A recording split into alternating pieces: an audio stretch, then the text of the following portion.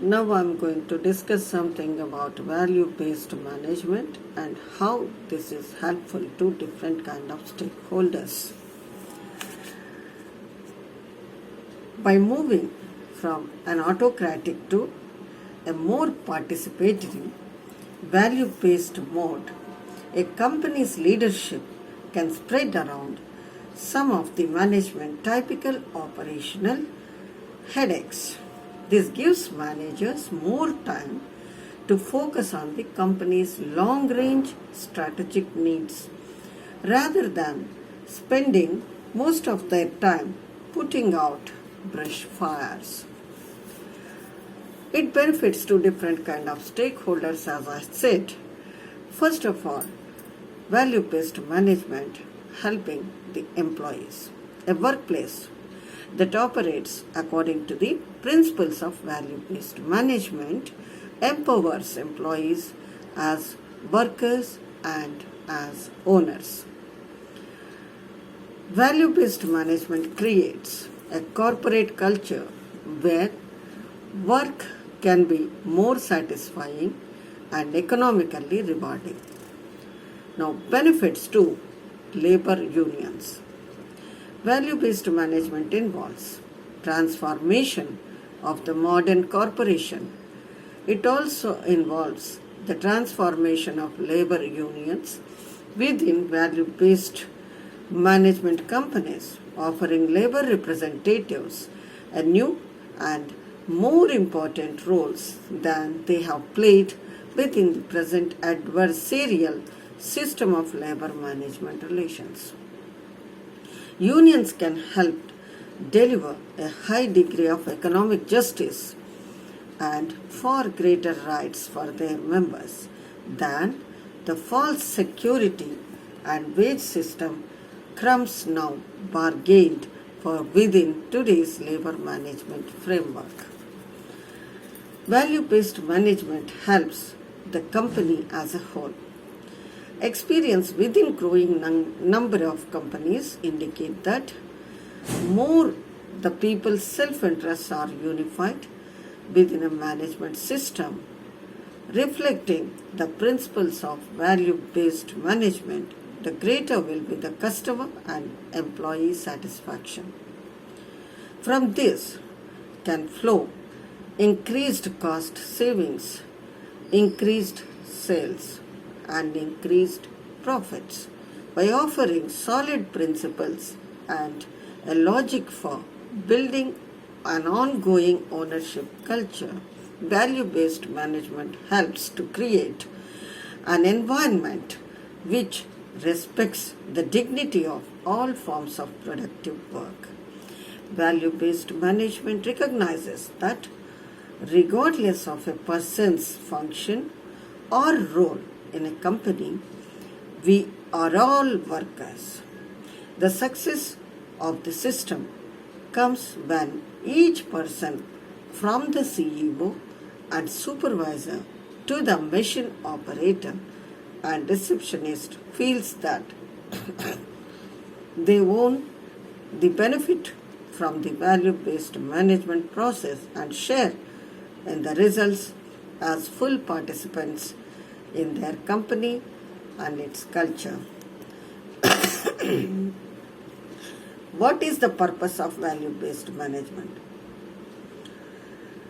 It provides consistency of the corporate mission, that is business philosophy, the corporate strategy, that is a course of action to achieve corporate mission or purpose. Corporate governance, that means a corporate mission that regulates the activities of the corporation. The corporate culture, the corporate communication, organization of the corporation, decision process and system, performance management process and system, reward process and system, with the corporate purpose and value a corporation wants to achieve, that is, maximizing the shareholders' value. Now, value-based management can be simply stated as management system in which entire organization is focused, measured, compensated for creating value for stakeholders, customers, shareholders, employees, vendors. It is a really philosophy of management, rather one particular tool or technique. Value-based management, it is really a combination of balanced scorecard, activity-based management, performance management, performance measures, process management, predictive management, which all focus on the value for stakeholders. Now, balanced scorecard. It is a strategic planning and management system that is used extensively in business, industry, government, and non-profit organizations worldwide to align business activities to the vision and strategy of the organization, improve internal and external communication, and monitor organization's performance against strategic goals. The Balanced Scorecard (BSC), it is a performance management tool for measuring whether a small scale operational activities of a company are aligned with a large scale objectives in terms of vision and strategy. By focusing not only financial outcomes but also on the operational, marketing, and developmental inputs to these, the balanced scorecard helps provide a more comprehensive view of a business. It in turn helps organizations to act in their best long-term interest. This tool is also being used to address business response to climate change and greenhouse gas emissions. The underlying rationale is the organizations cannot directly influence financial outcomes, as these are lag measures, that the use of financial measures alone to inform the strategic control of the firm is unwise.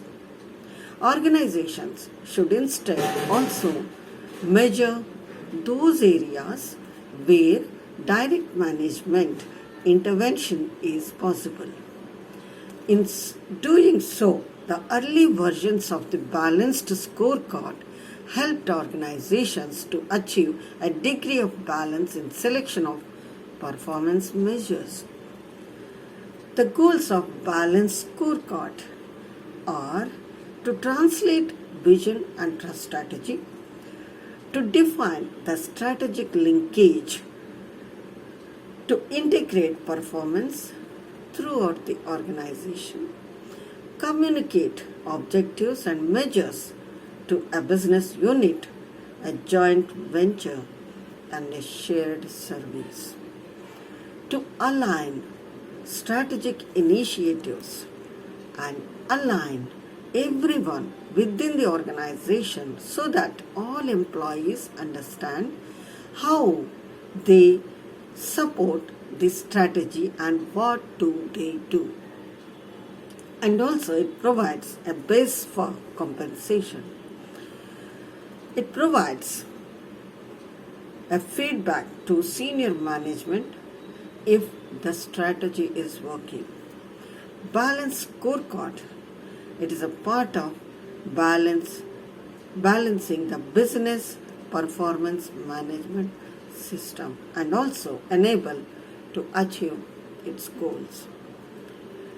Balanced scorecard make an operational strategy by transforming into performance measures and targets.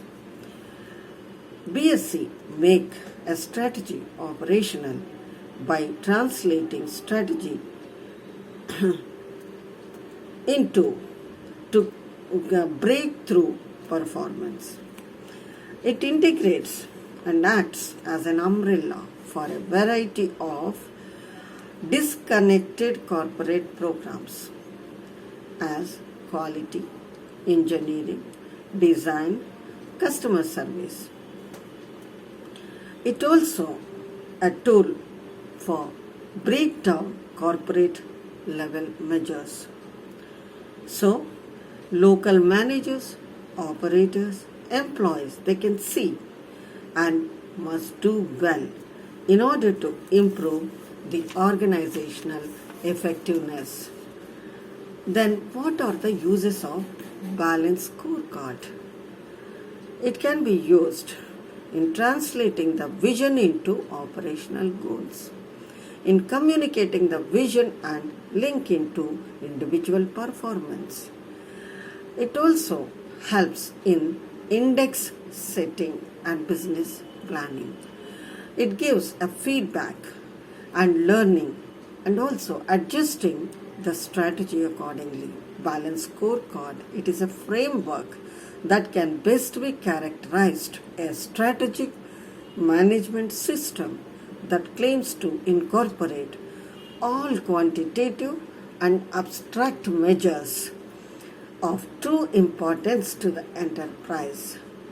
The balanced scorecard provides managers with the instrumentation they need to navigate to future competitive success. Although it helps to focus on managers' attention on strategic issues and implementation of the strategy, it is important to remember the scorecard itself has no role in the formation of a strategy. The balanced scorecard can comfortably coexist with strategic planning system and other tools. Now, how the implementation of the balanced scorecard take place? Balanced scorecard should have the first of all goals. Now, it is a process. Start with reviewing organizational goals.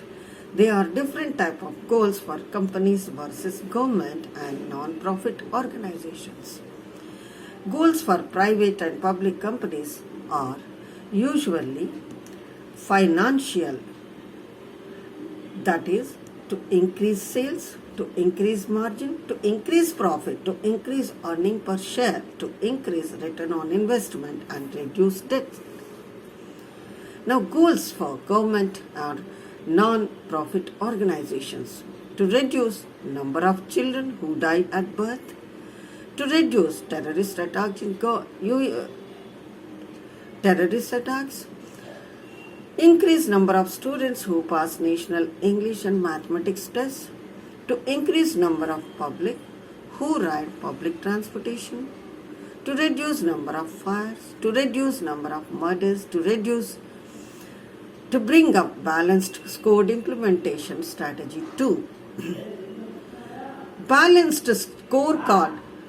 Step 2 is to create or review organizational strategy. Once a strategy map and a strategic objective are identified, strategic performance metrics or KPIs can be used to track the performance. The specific measures should be derived from an organization's strategy.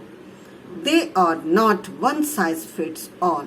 However, typical performance measures might include the following: financial strategy.